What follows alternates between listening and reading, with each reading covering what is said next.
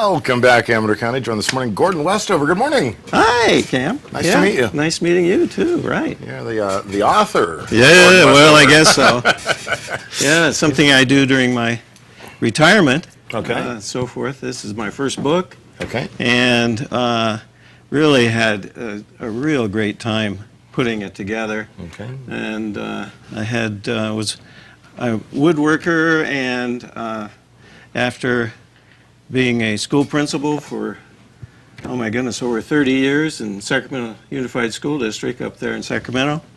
And so I needed something for retirement, and I was involved in building wagons.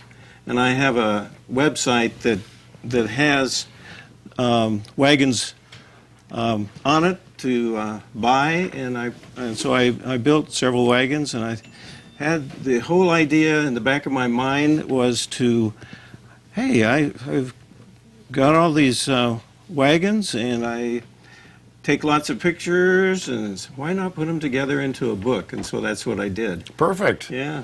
So you grew up liking wagons? Yes. My dad, at the age of 2, that's, a few years, 1940. Yeah, I was about 15 or so. Yeah, right. Anyway, he built this little tiny wagon for me, and one of the pictures in the book, we have a picture of that, and it has me, a 2-year-old, holding a hammer next to the wagon, and so forth, and so that was kind of a thing where you probably are going to construct wagons someday. Right, so, right. Kind of a reminder. So I have it in the front, one of the chapters in the book. How long did it take you to write the book? Oh my goodness. Probably in the beginning 10 years, but really concentrating on it the last 4 years. Yeah. Okay. Last 4 or 5 years, yeah. Great. You brought in some wagons this morning. Yeah. So is this a original, or is this a... Well, this is original, but it was redone. Okay. Early 1930s. A Metalcraft made the wagon back in the 1930s, and so I got in contact with this guy who had it, and he restored it. And so I got pictures of before and after in that particular chapter of this particular wagon. And so he restored it, and so I purchased it from him. And it's a nice little... Metalcraft was the company back in St. Louis. What date do wagons go back to? Well, this wagon right here, I don't know if you can pan on that a little bit, but the wagon down below there is 1884. Oh, wow, look yeah, at that. Wagon there. And that's the oldest wagon I have, and I happen to have the patent on it, too. Really? A copy of the patent on that wagon. It was made by Gendron in Toledo, Ohio, and they called themselves the Gendron Wheel Company. And so they produce pedal cars and wagons and that kind of thing. So anyway, so that's the oldest one I've had, and so I still have it. And What year did you pick up that wagon? Oh, I must have had this wagon since 2004, I think. I got it. Yeah. I bet the day you picked it up, your tail was wagging. Yes. Zing! Yeah. Where do we go with this? Yeah, you're right. Go from there. I couldn't help it, Gordon. So, where can people find your book?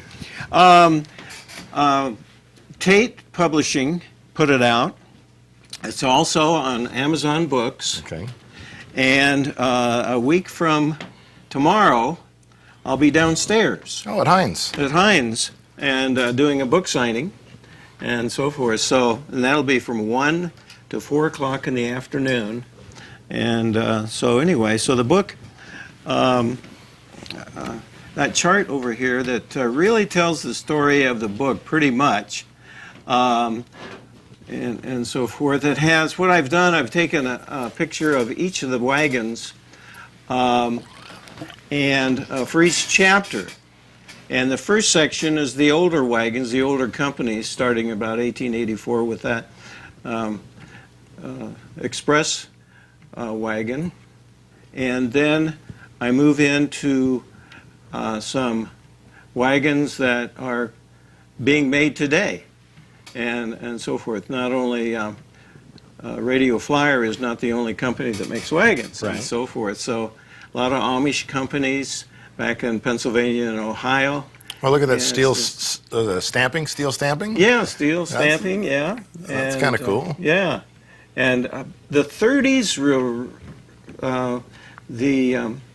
the wagons that they had then were kind of like the old movie, what do we call the early 30s season, which was kind of a deco type. And so some of the wagons were made in that kind of vein at that time. Yeah. Was the wagon originally designed to be functional, to carry things, to transport right. items? I have a chapter on newspaper wagons.